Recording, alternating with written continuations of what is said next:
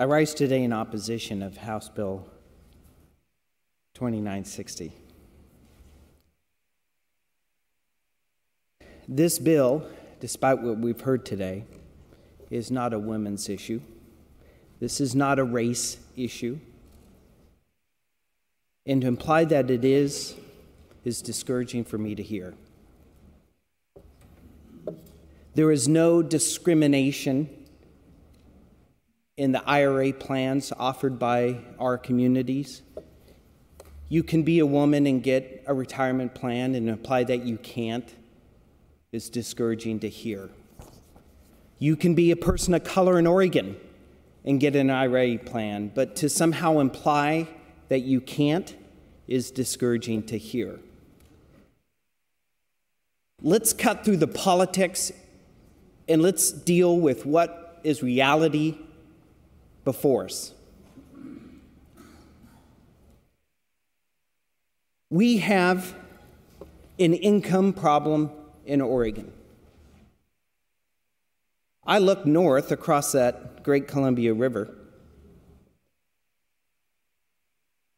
and every person in Washington makes $7,000 more than us. Now, that's a per capita figure. But the fact is, what's happened in our state, that the government that we have, in its partnership with our economy, has over the 30, 40 years since we parted ways with the state of Washington on income, produced $7,000 less for our citizens than the state of Washington. We have a retirement problem, and that people aren't saving for retirement because they don't make enough money. This isn't an Axis issue, colleagues. Good grief.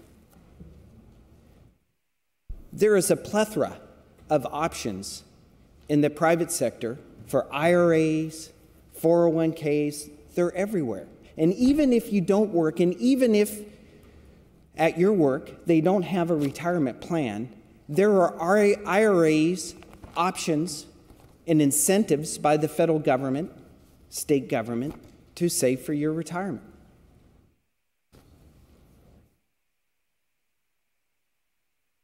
So why this bill? Because we have a demarcation in political philosophies. I do not see in this arena government as the solution. I see government as the problem. Because our government is so enamored with some sacred cows in this state that we refuse to deal with systemic poverty in our rural areas. We refuse to deal with the fact that Washington and other states pass us by on income, but we won't speak. We won't stand up and say the emperor has no clothes, because there's a tyranny of correctness to punish anyone who questions the king. Well, let me tell you, colleagues, the reality is we are at 90% of the U.S. per capita income in this state. And so we propose a bill that allows us to check a box, pat ourselves on the back, and say, we did something for the retirement in Oregon. We already have a forced savings plan called Social Security, but now we want a second one in our state. Now, true, right now it's not forced, not yet. Not yet. What it is automatic enrollment. Now, I suppose if someone's really aggressive, these same people, apparently who need the government's assistance to save for retirement, are somehow going to navigate these rules and say, hey, opt me out. I think we both know that the real plan is to have a state forced retirement plan.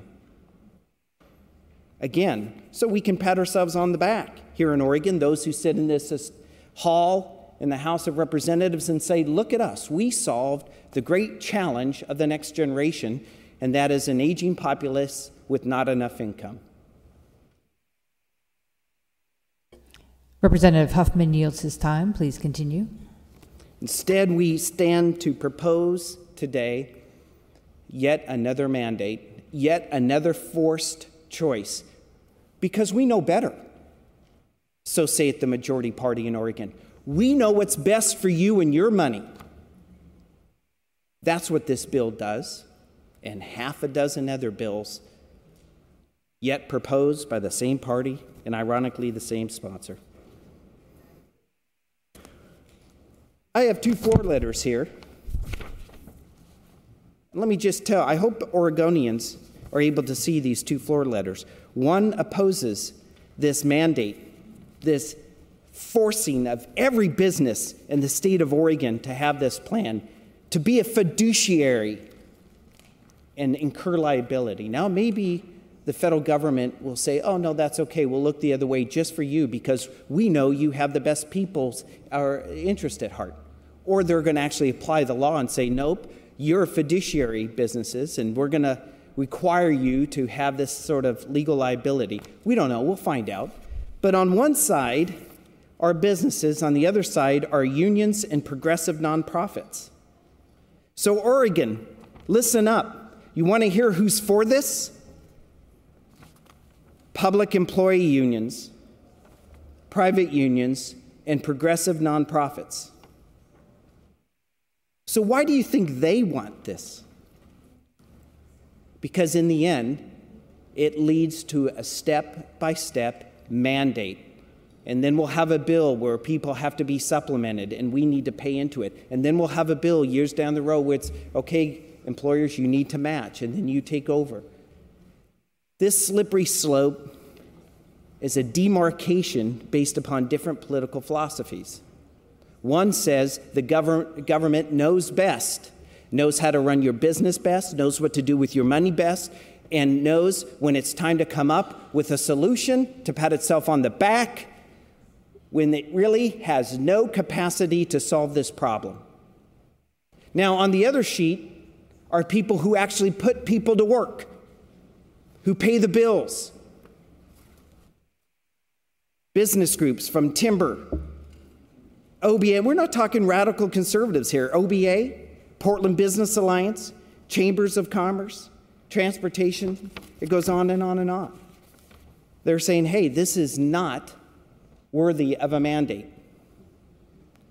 We don't want this liability. We want to be able to raise the income of Oregonians because we have a government that partners with business, that basically says, hey, you know what, Washington? We need to learn from you. We want to raise the incomes of people all over the state. $7,000. I asked the members of this House and every Oregonian who's listening, what would you do with an extra $7,000? Would you have enough to put away in an IRA? Would you have enough to put away for your retirement? Invest in your kids' college. What would you do with $7,000? Because those folks in Washington, that's how much they make more than you. Washington State, just to our north, a per capita income of $7,000. But in Oregon, we're going to create a solution that does not fulfill its promise. It's sad in a way, whether it be Cover Oregon, and we can go down the list of great ideas that were catastrophes because our government can't do the job. And here we stand yet again. Oregon doesn't need a version of the federal Social Security. Oregon needs a government that partners with our communities, with our businesses, with our farms, with our ranches, with our fishermen and fisherwomen, with every person and small business, every single mother who's going to her small business after dropping off her kids and trying to make a way.